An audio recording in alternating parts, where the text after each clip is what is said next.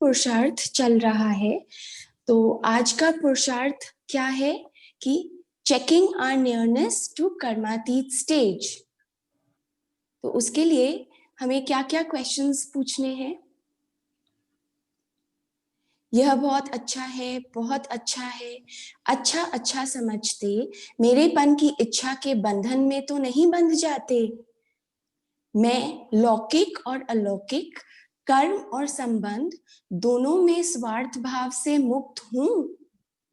पिछले जन्मों के कर्मों के हिसाब किताब व वर्तमान पुरुषार्थ की कमजोरी के कारण किसी भी व्यर्थ स्वभाव संस्कार के वश होने से मुक्त बने हैं। कभी भी कोई कमजोरी के स्वभाव संस्कार या पिछला स्वभाव संस्कार आ जाते हैं, ऐसा तो नहीं सोचना। कोई भी सेवा की, संगठन की, प्रकृति की परिस्थिति स्वस्थिति को व श्रेष्ठ स्थिति को डगमग तो नहीं कर देती। पुरानी दुनिया में पुराने अंतिम शरीर में किसी भी प्रकार की व्याधि अपनी श्रेष्ठ स्थिति को हलचल में तो नहीं लाती। व्याधि आना, व्याधि हिलाना यह भावी है, लेकिन स्थिति हिल जाना यह बंधन मुक्त की निशानी है। तो स्वचिंतन, ज्ञान चिंतन और शुभ चिंतन। और इसके साथ हमारा साइलेंस वाला प्रैक्टिस चलेगा। Every day 10 minutes for 5 times a day. Silence of mind, silence of words, silence of ears and silence of eyes. और इसे हमें डिस्ट्रीब्यूट करना है ड्यूरिंग अमृत वेला, before Noon, between 12 to 6 p.m, नुमाशाम and before sleeping.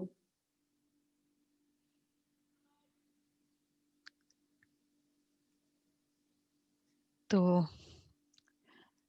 जो पुरुषार्थ दिखाया कि ये पूरा कर्मातीत का पुरुषार्थ है, कितना हमारा नियरनेस है इस कर्मातीत स्थिति का। तो ये क्वेश्चन जो जैसे इसमें बताए हैं, ये क्वेश्चन मुरली में तो वैसे ही है, लेकिन उसको हमको थोड़ा जैसे ये समझ लिया 4 क्वेश्चंस। तो पहला था मेरा मेरा का, चाहे बाबा ने उसमें सेंटर वालों के लिए कहा कि ये बहुत अच्छा है, बहुत अच्छा है। अब इसमें फर्स्ट लेवल तो मोह का हुआ ना, वो तो आउट ऑफ क्वेश्चन की मोह, लेकिन मोह से निकल करके अगर किसी में इम्प्रेस भी हो गए, वो भी कर्म का बंधन है। तो आज हमें फर्स्ट ये चेकिंग करना है, मैं किसी से इम्प्रेस तो नहीं हो रही हूँ। किसी को भी समझना ये बहुत अच्छा है, किसी के गुण देखकर, किसी के टैलेंट्स देखकर इम्प्रेस होना तो मेरा कर्म बंधन है, क्योंकि पूरा नियरनेस हमें कर्मातीत की नियरनेस से चेक करना है। ये मुझे बहुत हेल्प करता है, टाइम पर मदद करता है, ये बहुत समझदार है। तो ये तो इसको कहेंगे। तो पहला ये इम्प्रेस नहीं होना, ये बहुत अच्छा है। और सेकंड था, और सेकंड हाँ इंस्पायर होना। ऑफ कोर्स इंस्पायर में भी बाबा ने उस आत्मा को ये किया, बाबा ने कराया। इंस्पायर में भी ये नहीं कि मतलब इंस्पायर में भी इम्प्रेस का हो सकता है, थोड़ा बहुत वो हो जाए, कोई रिमेन्स ना हो। और दूसरा था ये क्वेश्चन, मतलब इसको जो बताया बाबा ने थर्ड पैराग्राफ में, उसको हमने टुकड़े टुकड़े में किया हुआ है। उसमें तो बाबा ने 3 ही बताई है, 3 क्वेश्चंस बताया है। और लौकिक और अलौकिक कर्म संबंध में स्वार्थ भाव से मुक्त।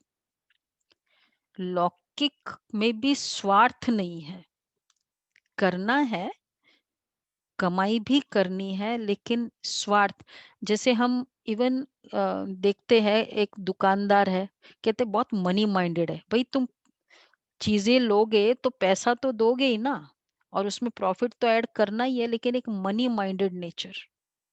तो मुझे इससे फायदा हो रहा है, ये नेचर, मनी ही नहीं, एनी स्वार्थ हो सकता है, मॉनेटरी नॉन मॉनेटरी। तो किसी भी आत्मा को देखते मेरे में स्वार्थ है, तो स्वार्थ मतलब ही लेने का, जहां मैं, उसने ऐसा किया मैंने, इसलिए मुझे नहीं करना है, ये स्वार्थ है। तीसरा है, कोई भी कर्मों के हिसाब किताब पुरुषार्थ की कमजोरी में व्यर्थ स्वभाव। अब जैसे सपोज किसी ने ब्राह्मण परिवार में कह दिया कि नहीं ऐसा नहीं ऐसा, या निमित्त ने कह दिया, अब फिर हम रूठ गए, बस नहीं, नहीं किसी भी वे से उस आत्मा से रूठ गए, मुरली भी सुनेंगे सब कुछ करेंगे, लेकिन अंदर में गांठ है उसके लिए। तो पुराने स्वभाव संस्कार के वशीभूत ये कर्म कर रहे हैं। नेचर क्या है, कुछ किया मैं बात नहीं करूंगी, उसने ऐसा किया उनके घर नहीं जाएंगे, यही होता है रिटेलिएशन, इस तरह। ये भी बंधन आत्मा का। तो ये रिवेंज लेने का नेचर जिसका होगा ना, उसको अगर हम थोड़ा ब्लंटली बोले तो थोड़ा क्लियर हो जाता है कि एक तरह से हम बदला लेते हैं। तो फोर्थ है, ऐसा नहीं सोचना चाहते हैं, लेकिन स्वभाव संस्कार ऐसा है, क्या करे, मेरा थोड़ा ना क्रोध का नेचर है, क्या करे, ये भी कर्म बंधन है। फोर्थ ये है। और सेवा की संगठन की बात डगमग करना, कुछ भी ये संगठन में परिस्थिति में डगमग हुए तो ये भी बंधन मुक्त नहीं। और सिक्स्थ बात है, ये फिफ्थ थी और सिक्स्थ है सबसे इंपॉर्टेंट, जो मुझे भी लगता है बहुत वर्क करना है, व्याधि आना और व्याधि हिलाना। तन के साथ बहुत अटैचमेंट है सबसे ज्यादा। तो ये उसके लिए 3 पॉइंट थे सिक्स्थ वाला में, व्याधि आना या व्याधि हिलाना।